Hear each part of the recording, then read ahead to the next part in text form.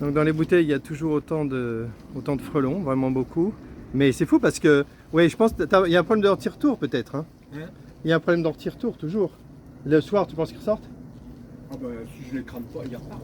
Oui, ils repartent, donc ça il faut corriger. Ouais, Ok. j'ai quand même, Non, il faut corriger, il faut j'ai corriger. quand même, non, dans l'autre là-bas, parce que celle-là j'ai eu un problème, c'est que c'est pour ça que je l'ai changé hier, Ouais. parce que j'avais mis comme avant, mais avec, tu sais, je suis parti avec le vent, Ouais. l'élastique était parti, donc j'en avais pas. Mais dans l'autre là-bas, je l'ai pas vidé justement. Et il y en avait, il y a. Bon alors, si on fait le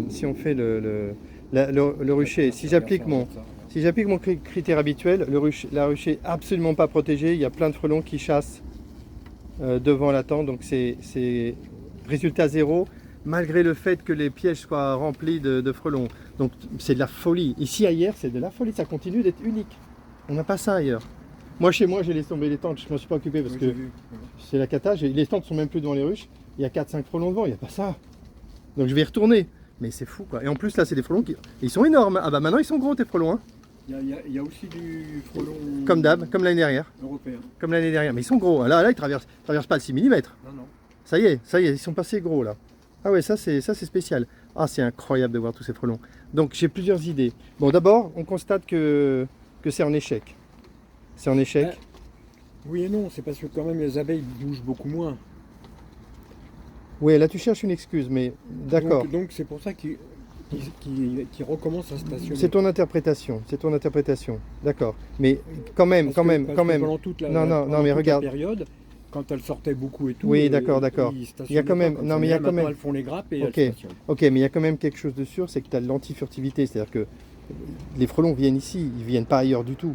Alors soit il n'y a aucune ruche à 1 km autour et du coup ils sont bien obligés de venir ici, soit tes ruches, tes abeilles sont appétissantes et ils viennent malgré le fait que ce qui se passe quand il y a des blocages, c'est paradoxal parce que les frelons ne capturent plus, mais ils ne partent pas. Tu vois? Imagine une ruche bloquée, il n'y a plus de capture. Oui. Mais les frelons restent quand même devant, c'est ça qui est bête. Du coup, personne n'y gagne, c'est perdant-perdant. Et là, c'est catastrophique parce que là, tous ces frelons, ils vont bloquer la ruche. Donc, là, je suis revenu hier. Tu considères que les ruches sont bloquées là? Tu considères qu'elles Elles bougent presque pas. Hein. Elles bougent presque pas. Bon, bah voilà. Elles sont en grappe et voilà. Elles sont en grappe, donc ça veut dire que c'est des. Je les ai nourries déjà. Ouais, tu les as nourries. Ok, on considère que c'est des colonies en danger, évidemment, parce qu'il faut qu'elles sortent. Si tu les nourris, mais tu leur donnes pas de pollen. Si? Non. Bah voilà, il leur faut du pollen. Hein. Donc ok, on va s'en occuper. Moi j'ai plusieurs idées à proposer. D'abord on va remplacer, parce qu'on avait dit qu'on le ferait, on va remplacer les voiles par les voiles, ceux de 2003 qui sont plus jolis. Les portes sont plus petites, ça peut apporter quelque chose. Ensuite qu'est-ce qu'on va faire? On va tester un nouveau type de boîte de capture que je propose. Donc on va le proposer. Je ne le filmerai pas parce que je préfère le tester. On va le tester. Donc on va le filmer, mais je couperai. Désolé pour les spectateurs. On le coupera après et on en reparlera dans 3 jours. Je l'ai testé qu'une fois. Je suis sûr à 100% que ça va marcher hyper bien. Je pense que ça va marcher aussi bien que la boîte sophistiquée de l'abeille libre. Il a fait un truc très sophistiqué qui a été repris par Clément au Pays Basque, qui est nickel. Sauf que pour moi, je ne peux pas le distribuer parce que ça coûterait 30-35 euros. Ça coûterait plus cher, presque le même prix ou plus cher que la tente. Donc c'est pas la logique. C'est pas la logique. Donc super qu'il ait fait, bravo parce que c'est nickel ce qu'il a fait. Moi je vais essayer d'avoir le même résultat avec un truc qui coûte 3 euros. Donc je vais te montrer comment on va faire. Donc là effectivement c'est pas du tout bien. Ah, j'ai une autre idée à proposer. Ça c'est public. On peut en parler et on va rigoler. On va rigoler comme des fous. C'est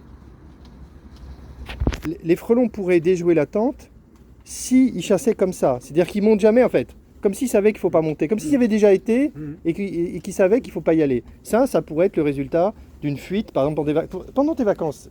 C'était étanche ou ça fuyait? Non, justement, ça a fui puisque... Ok, alors dans ce cas-là, je vais changer. Je change mon analyse immédiate. Ça a fui parce que... Non mais c'est bon, tu t'es grillé, c'est bon. T'es grillé. Pierre, t'es grillé. Je change mon analyse. Pierre est totalement responsable de cet échec. Et pourquoi? Parce que, et moi pareil... Mais pas dans l'autre.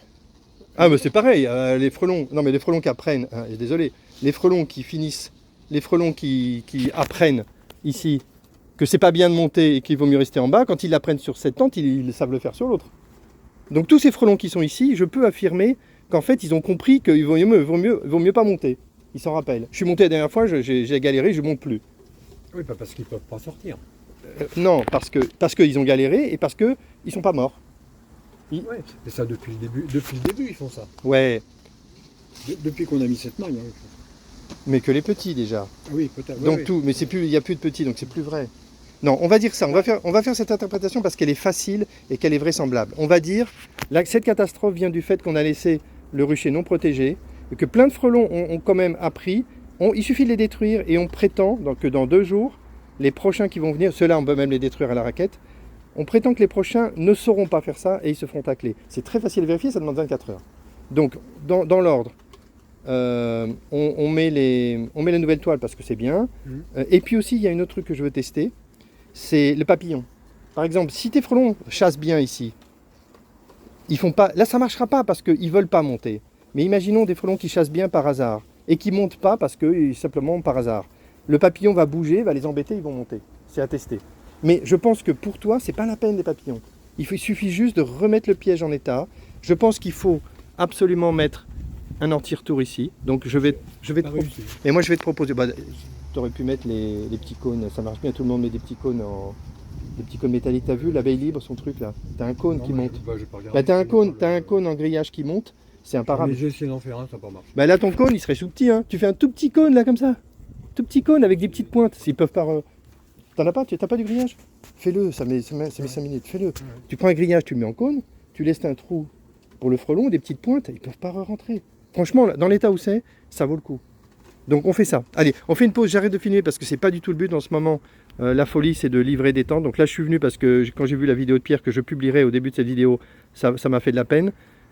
Et donc on corrige ça et après, on reprend les activités normales. Donc pause et voilà, c'est parti.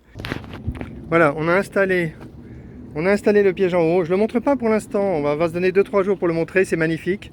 Et on va tester pour voir si ça marche. Donc là, j'ai aussi la confirmation pour analyser pourquoi la tente est prise en défaut. Dans le piège comporte une partie avec un tissu maillé de 6 mm et il y a un frelon qui a directement traversé. Donc un frelon qui traverse directement du 6 mm, ça veut dire qu'il a appris à le faire. Et où il a appris à le faire? Il a appris à le faire, hop, dans une boîte de capture, hop, qu'il a obligé à le faire parce que c'était du 6 mm. Donc attention, les boîtes de capture doivent absolument être étanches. Donc là, les frelons montent. On va tester de nouveaux pièges. On ne le montre pas tout de suite. On va teaser un peu.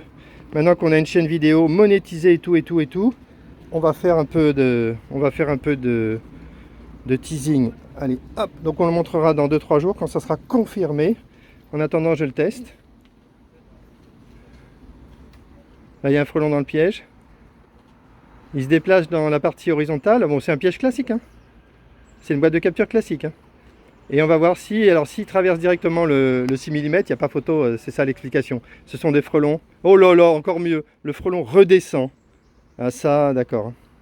Là, le frelon, il est redescendu. Ouais, ok, c'est bon. Ouais, j'ai compris.